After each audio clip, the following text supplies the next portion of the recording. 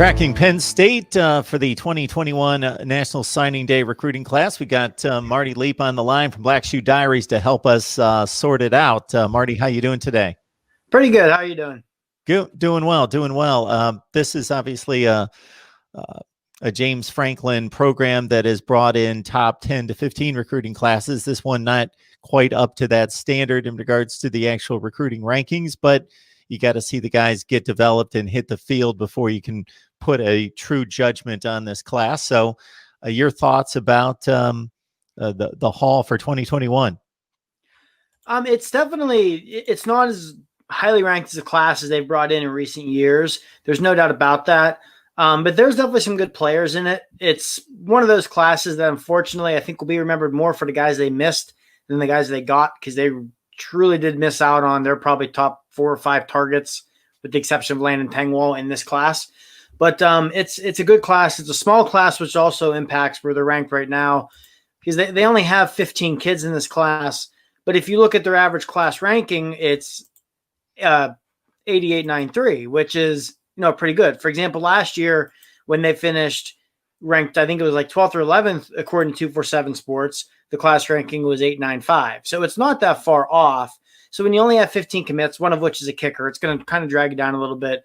But like I said, there's a lot of quality in this class for being a small class. But unfortunately, fans are going to remember it. Probably coaching staff as well. They'd never say it. It will be remembered more for the guys they missed for the most part than a lot of the guys they got, which you kind of feel bad for the kids they did get, because they're good kids. There's a lot of quality in this class, but it is definitely going to be one of those what-if type classes for Penn State. So take us to the top of the board in regards to the guys that are expected to come through as eventual starters. I think the first guy you need to look at is offensive lineman Landon Tangwell out of Maryland. 247 Sports has him as the 50th overall player in the country. Is 6'6", 300 pounds. He's extremely game ready. He's a guy who, honestly, probably the only reason he's ranked higher is he's probably hit his ceiling or close to it already. Like, he's a guy that I think Penn State expects. If not, he very well could start at right guard next year. And even if he doesn't start, I think you see him get a lot of playing time. A name that Penn State fans and other football fans might be familiar with from recent years, Conor Mcgovern, who now starts for the Dallas Cowboys. Tangwell is very similar to McGovern coming in, where McGovern, first 3 or 4 games of his freshman year, was kind of rotating in and out of guard. And by the time conference play started, was a starting right guard and went on to start something like 35 games over 3 years of Penn State before going to the NFL and sit down and starts for the Cowboys. So I think Tangwell is a guy. Another player I really like is Caitlyn King. He's a cornerback out of Cass Tech in Detroit. I think Caitlyn will come in and play right away, even if not a corner, definitely on special teams, could be a return man. I mean, he is a very physical cornerback, but at the same time moves very fluidly, flips his hips well, excels in man coverage. A lot of those things that as a corner, a lot of times either you have it or you don't. You can't always learn to be more fluid in coverage. You can't always learn to move your hips the way you need to a cornerback. The kid can do it. He's an extremely talented player. And I also think wide receiver Lonnie White can make an impact early. Now, the thing to watch with White, is going to be the MLB draft. While 24/7 Sports has him as the 70th best football player in the country, most MLB drafts for next year have him as a top 50 draft pick. So, he claims he wants to play wide receiver and he wants to play football more than baseball, which I believe him, because if he didn't, he would have remained committed to Clemson for baseball instead of coming to Penn State for football. But whenever a team drafts you in the top 40 or 50 picks of the MLB draft and you're looking at $2 million signing bonus, all of a sudden football probably doesn't look as attractive to you. So I think White is a kid who can make a big impact early on, but a lot of it will depend on if he decides to stick with football or does he give baseball a go. Got Marty Leap on the line from Black Shoe Diaries here at Mark Rogers TV, the voice of college football. Best discussion, debate, and analysis right here on college football. That's our aim. That's our mission. That's our goal. Do we hit it every day? Maybe not, but that's what we attempt to do. So please lock it in here. Once you subscribe, hit the bell for the notifications. We go live just about every day. So if you look down the board, Marty, are there some people based on scouting reports, based on the actual tape that you've seen that may not be getting a whole lot of attention, but you like? Yeah, there's a couple guys in class that fall away for me. Defensive end Rodney Mcgraw out of the state of Indiana, certainly one of them. He's a consensus 3-star prospect, but I mean, he's already 6'6". He's 260 pounds. He has tremendous length at the defensive end position. He had a great senior season in the state of Indiana. I don't have the stats off the top of my head, but I know he finished with something like 20 tackles for a loss and like 10 or 12 sacks. So I think he's definitely one of those defensive ends. He's going to come in, might take 2 years or so, needs to bulk up a little bit in the strength program, but I think he can be a real good one down the road for Penn State. Another player I really like who is not as highly rated is wide receiver Liam Clifford, who is Sean Clifford's little brother. Liam is a 4-star by 247 Sports, but the other recruiting services only have him as a 3-star. He was in Ohio. His classification's Offensive Player of the Year this year. He broke all kinds of school records at St. Xavier's in Cincinnati, which is a powerhouse program in the Midwest. So that's not an easy school to go to and break records at. I think Clifford is a guy who potentially could make an impact as a freshman, depending on how some other things shake out in Penn State's wide receiver room, depending on if a guy like Jahan Dotson goes pro or not. But if not, I think he makes an early impact in his career. He's another player, just very smooth, very fluid, runs great routes. He attacks the ball well. He's a sneaky good athlete. I think he, like his brother, people don't expect him to be the athlete that he is. So he's another guy I really like. And a third player who I truly believe what held him back in his rankings was the state of Maryland not playing football this fall is Christian Veilleux, the quarterback in the class. He's originally from Canada, played up in Buffalo as a sophomore last year, played at the Bullis School down in Maryland, which is another very good program in the region. And he was slated to play for the Bullis School again this year. But unfortunately, their league canceled football for the fall. Veilleux was unable to play. I think they're playing in the spring, but Veilleux's an early enrollee, so he'll already be on campus by then, which obviously you want to get quarterbacks on campus as early as possible. He did compete in the Elite 11 over the summer and showed some good things there, showed some inconsistencies, but pretty much what you would expect from any like non-super elite quarterback prospect. But I really do think that Veilleux's a kid who, if you would have had your normal spring and summer camp circuit, you would have had a fall season for him. I think you would have seen him really climb recruiting boards.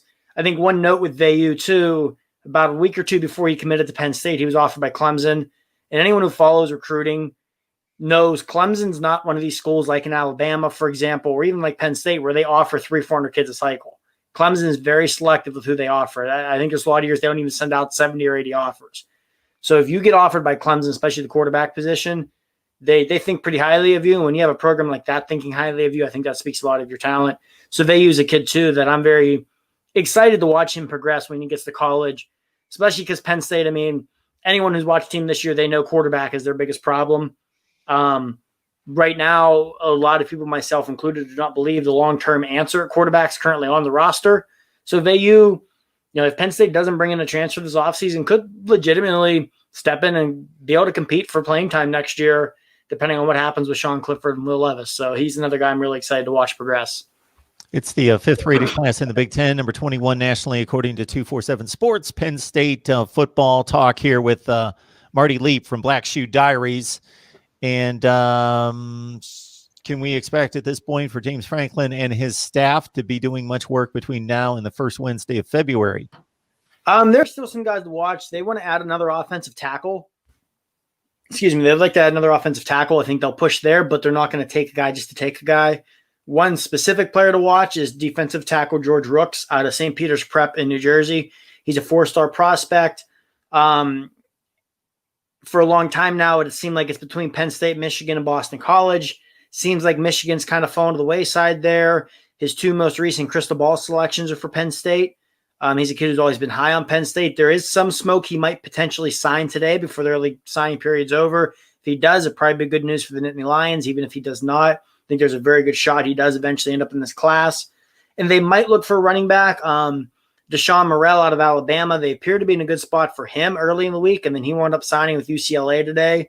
So now that Morrell is off the board, they might look to running back, but I don't think they have to take a running back in this class with what they currently have in the running back room coming back. And there's also some smoke that they might look for a transfer at running back as well. So they could potentially look to add a running back, but I think George Rooks is one specific player to watch, like I said, and also offensive tackle. I know they would really like to add one more offensive tackle in this class because that's one position that they had a lot of misses on this cycle. And while Tangwell could play tackle, you would love to be able to put him inside if you can, because he's probably a guy who would be great at tackle, but he'd lead at guard. But we'll see what happens. Yeah, the running back situation changed in a hurry, in a minute. Unfortunately, a couple months ago when Journey Brown had to retire from football. And of course, Noah Kane played one series and then out for the rest of the year. Devin Ford comes in. Gavante Lee was a guy that not a lot of people knew about, but carried much of the load down the stretch. Marty Leap's online here with Black Shoe Diaries. Go check out his work and the rest of the staff there at Black Shoe Diaries on SB Nation. So Penn State's got a game coming up here with Illinois. It's probably gone largely unnoticed outside the Big Ten that Penn State, after losing 5 straight to start the season, has won 3 straight, because it was generally my thought, not that I try to project or conjecture about the thoughts and feelings of 20 and 22-year-old guys, but after that crushing loss to Indiana that shouldn't have happened based on the statistical dominance in the game, and then, of course, the season was on the line in terms of trying to play for a championship against Ohio State, getting back into the mix. Once they lost that game, and then I saw the performance at Maryland, I thought, maybe this team has given up. And they start out at 0-5, and that was a reasonable thought at that point, but to these guys' credit on the roster, they've pulled together with 3 consecutive wins when there was seemingly nothing to play for. So with a game against Illinois the final weekend of the season, what are your expectations and your thoughts about the approach of the game? Because this could be treated as a glorified scrimmage that's televised, or could be thought of as let's go out there and finish off the season at 4-5. And who knows, with the bowl situation being what it is and losing records allowed into bowl participation, maybe there's postseason to play as well. Yeah, I give a lot of credit to these players, to James Franklin, to his coaching staff. Like you, when this team was 0-5, especially the way they came out against Iowa for that 5th loss and just weren't even competitive, I thought, 0-9 was a real possibility. I really did. But I think you got to give a lot of credit to this coaching staff. I've been very hard on the coaching staff this year. But if they can pull this game out on Saturday, go in a bowl game, and finish 500 after starting 0-5, I think that would be up there with some of the best jobs James Franklin has done. I do think they'll win Saturday. This is a team that all of a sudden seems just they're having fun again is the biggest thing early in the year. And like you said, I think a lot of it stems from that Indiana loss and the way they lost. I mean, even on that last play of the game, I'm still waiting to see any angle of that play where Michael Penix actually gets into the end zone. And just you come out first game of the year and you lose a game that you dominated, and you lose because the refs botched a call on the last play.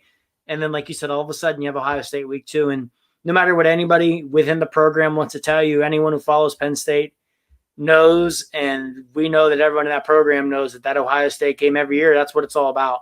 Because odds are whoever wins Penn State, Ohio State's going to win the East and probably be in Indianapolis playing for a college football playoff berth. So you have that week 2 after a crushing loss. That's just hard to come back from. But to these guys, credit, after those 5 losses, they've really turned it around. They've played much better football, especially on defense. On offense, the running game has really gotten going, which, I mean, whenever you're putting a big load on 2 freshman running backs and a true sophomore, probably should have expected the running game to struggle. But again, for the season started, expected to have Journey Brown, Noah Kane. Anyway, except for Saturday, I think they will beat Illinois. Illinois, too, I don't know how motivated they're going to be. Their coach just got fired. They're only, I think a 2-win team. They're probably not playing for a bowl game. I do think with Penn State as well, there's a lot of pride in this team where they don't want to be the first team since 2004 to finish with a sub-500 record. After the game last week, Jahan Dotson was talking to reporters, and he kind of hinted at that when they asked him about a bowl game. Because, you're seeing teams where it's the players opting to not play in the bowl game this year. And Dotson just said, no, if that opportunity is there, we want to play in it. And I do think that's a big part of it, where they realize if you win the Saturday, you go out and win a bowl game, you finish season momentum, you're feeling good and confident going into the offseason, but at the same time, you're not known as that Penn State team that was the first team in 15 years to finish under 500.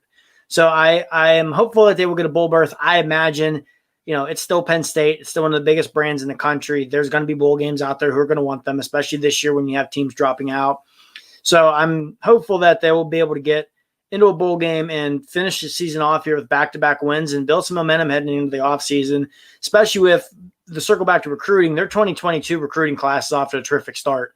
I think they're currently ranked like 2nd or 3rd in the country, and there's a lot of highly ranked guys that they are very much in the mix for, if not lead for right now. So if you can finish this season winning 4 or 5 games in a row, then it's going to be a lot easier on the recruiting trail as well to pitch to these guys.